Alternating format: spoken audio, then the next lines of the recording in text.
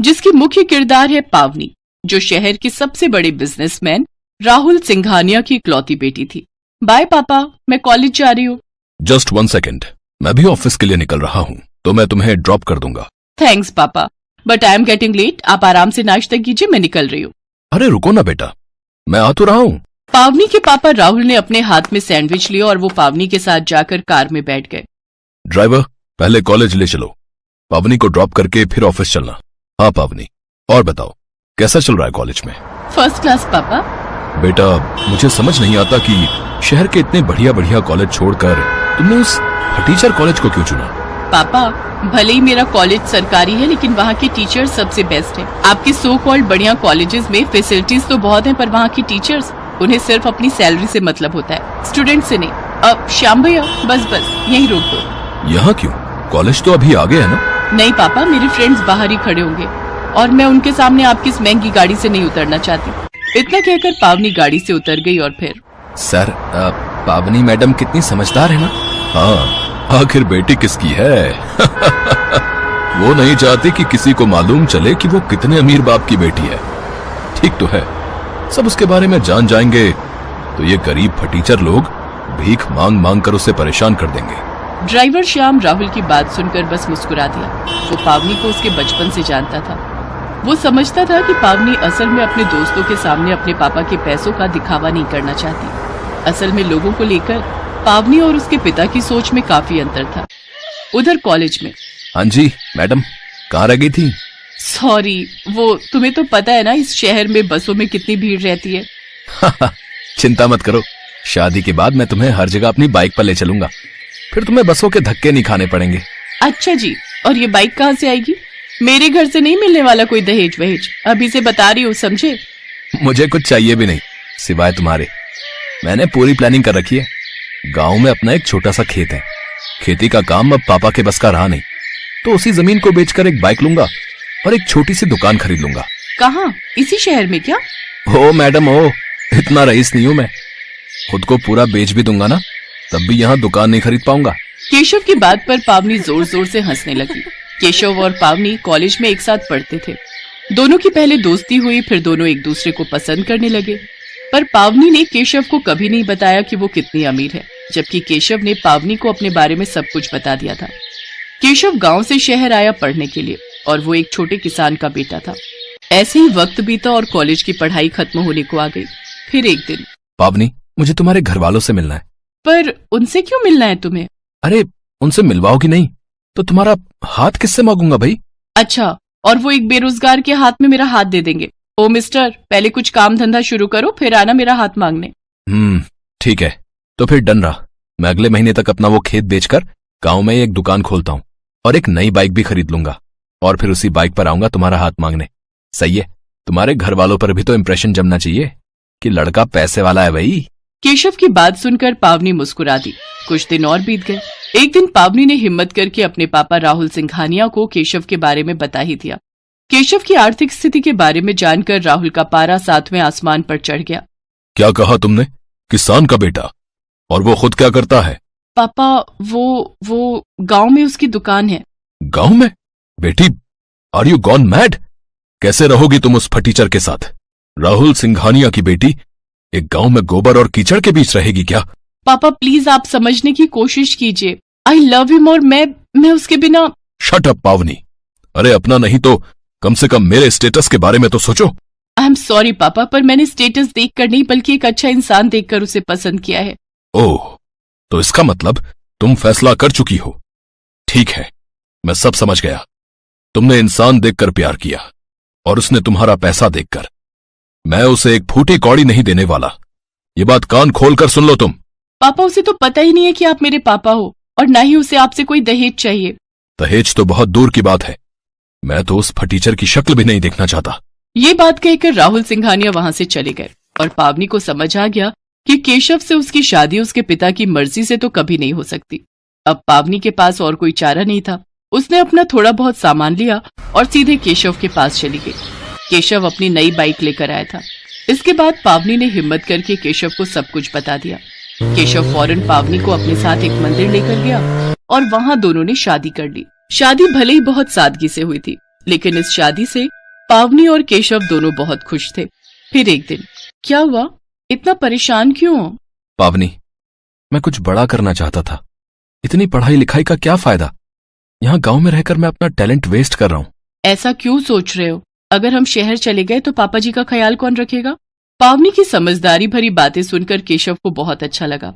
दरअसल केशव के पापा की तबीयत काफी खराब रहती थी, इसलिए केशव उन्हें छोड़कर शहर नहीं जा सकता था।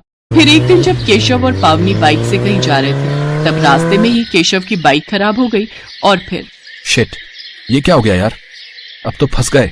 कोई बात नहीं, आसपास कोई बाइक रिपेयरिंग की दुकान होगी ना, चलो देखते हैं। अरे नहीं बाबा, यहाँ कम से कम 20 किलोमीटर तक कोई बाइक की दुकान नहीं है।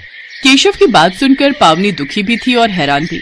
हैरान इसलिए कि इतनी बड़ी आबादी और हाईवे होने के बावजूद वहाँ कोई बाइक रिपेयर की दुकान नहीं थी। किसी तरह वो दोनों रात को अपने घर पहुँचे और अगली ही सुबह पावनी तैयार होकर बिना किसी से कुछ कहे शहर के लिए निकल गई। जब केशव को पावनी घर में नहीं दिखी तो उसने उसे फोन किया। पावनी, कहाँ हो तुम? सॉरी केशव, तुम सो रहे थे तो मैंने तुम्हें उठाया नहीं। मैं शहर आई हूँ किसी काम से, शाम को आकर सारी बात बताती हूँ। पावनी एक बहुत बड़ा कदम उठाने जा रही थी। दरअसल केशव का जन्मदिन आ रहा था और पावनी उसके जन्मदिन पर उसे एक बड़ा तोहफा देना चाहती थी। वो अपने पापा की ड्राइवर श्याम से जाकर मिली।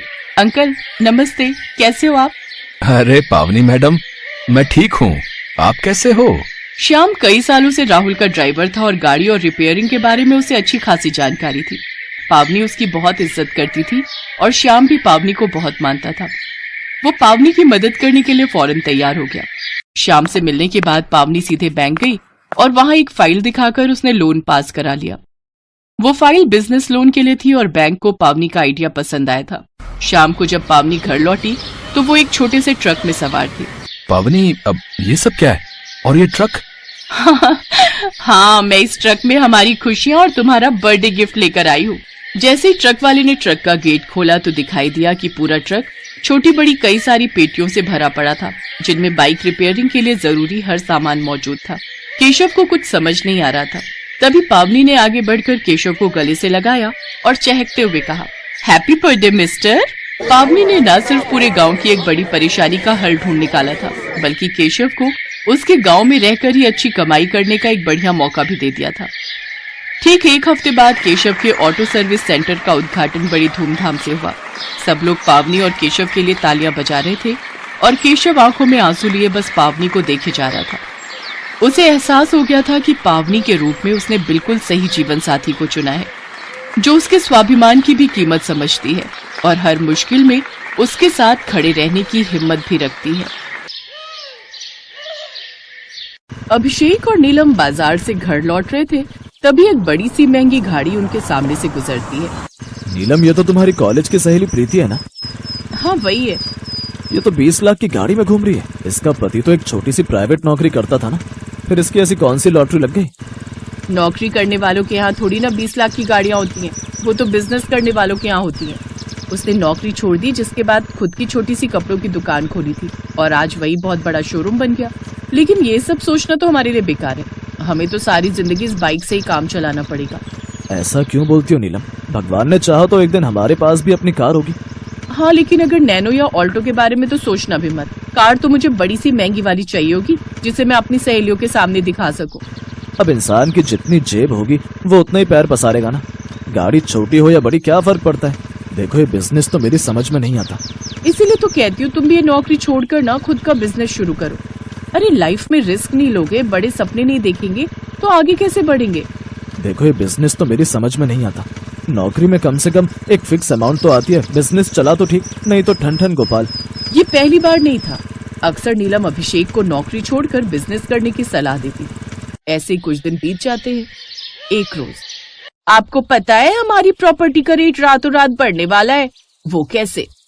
सुना है अपने घर के सामने हाईवे निकलने वाला है। फिर देखो कैसे मेरा मकान 40 लाख की जगह 80 लाख में बिकता है। क्या कहा आंटी जी? 80 लाख? हाँ बहू, अगर आपके 2 कमरों के फ्लैट के आपको 80 लाख मिल रहे हैं तो सोचिए, माँ जी हमारा घर तो 4 कमरों का है, तो हमें तो दुगने दाम मिलेंगे, यानी 1.5 करोड़। इतने में तो हमें कोठी मिल जाएगी। चुप कर, तू बिकवाएगी मेरा मकान। कल की आई छोकरी, पता भी है कितनी यादें जुड़ी हैं इससे।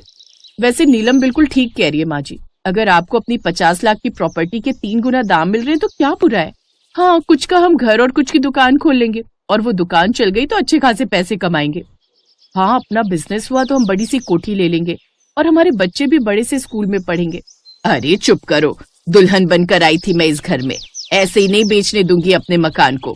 दोनों देवरानी जेठानी आपस में खुसुर फुसुर करने लगती हैं कि माँ जी के चक्कर में रहे ना तो हम यहीं के यहीं रह जाएंगे, अपने इस पुरखों की जमीन को संभालते हुए। ठीक कहा तुमने, अब हमें अपने अपने पतियों को ही कन्विंस करना होगा ये मकान बेचने के लिए और खुद की कोई दुकान खोलने के लिए।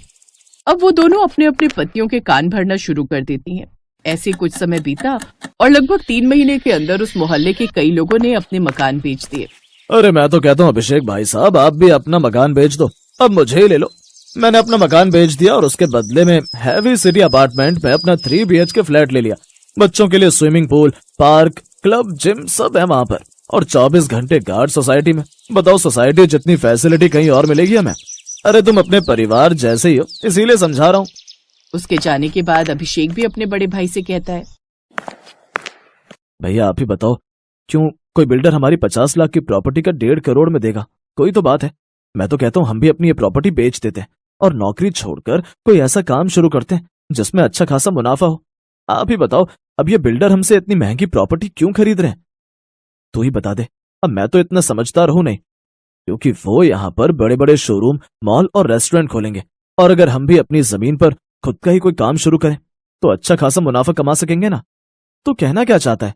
यही कि अगर हम इस हाईवे किनारे खुद की बड़ी सी खाने पीने की दुकान या ढाबा खोल लें जिसमें खाने पीने की सुविधा भी हो तो अच्छा खासा मुनाफा कमाएंगे हम।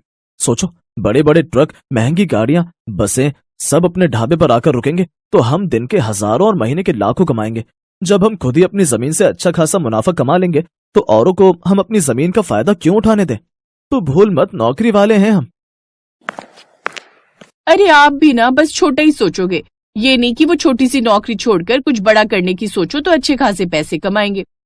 अच्छा, तो तुम कहना चाहते हो कि हम अपने घर की जगह वहां पर ढाबा खोल लें, तो फिर हम रहेंगे कहाँ? भैया आप कितने भोले हो, हम बैंक से लोन लेंगे, फिर अपने घर को तुड़वाकर नीचे दुकान यानी कि ढाबा बनवाएंगे और ऊपर रहने के लिए घर। हमें कहीं भी शिफ्ट होने की कोई जरूरत ही नहीं पड़ेगी। अब बताओ कैसा लगा आइडिया? चलो ठीक है, जैसा तुम दोनों को ठीक लगे। जब ये बात मिस्टर शर्मा को पता चली तो नहीं नहीं, ये फायदे का सौदा नहीं है। अरे जरूरी नहीं है कि बिजनेस अच्छा ही चले, वो लॉस में भी तो जा सकता है। फिर क्या करोगे? मैं एक अच्छा पड़ोसी होने के नाते तुम्हें ये समझा रहा हूँ। अच्छे से जानते हैं हम आप हमसे जल रहे हैं, इसीलिए ऐसा कह रहे हैं ना, क्योंकि आपने तो अपनी प्रॉपर्टी बेच दी और ऐसा बेहतरीन आइडिया आपके दिमाग में नहीं आया। देखिए, मैं आप सबकी भलाई के लिए कह रहा था, लेकिन आपको नहीं समझ आ रहा तो कोई बात नहीं। अब उन दोनों भाइयों ने नौकरी से इस्तीफा दे दिया और बैंक से लोन लेकर, और अब कई महीनों के इंतजार के बाद उनका ढाबा और ऊपर घर बनकर तैयार हो जाता है। अरे बेटा, तुम लोग पिछले 6 महीने से घर पर बैठे हो, ऐसा कब तक चलेगा? अरे माँ, बिजनेस में इतनी जल्दी थोड़ी ना कमाई होने लग जाती है, और अब तो बस 4 किलोमीटर ही पीछे रह गया हाईवे आने में। फिर तुम देखना कैसे हमारा बिजनेस दौड़ेगा और हम बन जाएंगे करोड़पति। अब वो सभी बेसब्री से अपने ढाबे के सामने हाईवे आने का इंतजार कर रहे थे, लेकिन कुछ दिन बाद उनके अरमानों पर तो जैसे पानी फिर गया, क्योंकि सरकार की तरफ से पता चला कि अब उनके घर के सामने से हाईवे नहीं बल्कि एलिवेटेड रोड पास हुआ है। कुछ दिनों बाद उनके घर के बाहर से एलिवेटेड रोड निकल गया। एक दिन उनकी बुआ वहाँ आती है। अरे वाह, क्या सुंदर ढाबा बनवाया है तुम दोनों भाइयों ने। मैंने सोचा कुछ दिन तुम्हारे यहाँ रह भी लूंगी और ढाबे का खाना भी खा लूंगी। जाओ अब जल्दी से जाकर मेरे लिए शाही पनीर और दाल मखनी ले आओ नान के साथ। बुआ की बात सुनकर दोनों भाई एक दूसरे का मुंह देखने लगते हैं। अरे वैसे भी तो मक्खियां ही मार रहे हो तुम दोनों, और वैसे भी तुम्हारा सारा खाना शाम तक खराब ही होगा। कम से कम खाकर मैं कुछ तो अनाज बचा रही हूँ। जाओ अब। कुछ देर बाद, ये लो बुआ, 700 रुपए का बिल बनाया आपका। हाय मर जानिया, आप तो अपनी बुआ से बिल लेगा। अरे ये जो 2-4 मेहमान तुम लोग यहाँ आते हैं उसी से रौनक है तुम्हारी इस दुकान की। बुआ दुकान नहीं है, ढाबा है वो। हाँ हाँ वही। और ये बता, ये ढाबा ना हो तो कौन आएगा तुम्हारी दुकान के ससुराल में? बुआ की बातों का उनके पास कोई जवाब नहीं था। कई महीने से दोनों भाई घाटे में ढाबा चला रहे थे, लेकिन अब वो भी थक चुके थे। अब मेरे अंदर तो हिम्मत नहीं है अपनी जेब से पैसा लगाकर ये ढाबा चलाने की। अभिषेक, तू उस बिल्डर से बात कर जो हमारी ये जमीन खरीद रहा था। नहीं तो हम और कर्जदार हो जाएंगे। ठीक है भैया, मैं आज ही बात करता हूँ उस बिल्डर से। अब वो दोनों प्रॉपर्टी डीलर से बात करते हैं, लेकिन अब उन्हें उस जमीन की उतनी कीमत नहीं मिल रही थी। 50 लाख तो उन पर बैंक का कर्ज ही हो गया था। अब बैंक ने उनकी सारी प्रॉपर्टी कब्जा ली, सिवाय एक दुकान के। अब वो सब उसी दुकान में रहने लगे, अब उस दुकान में बने ससुराल में।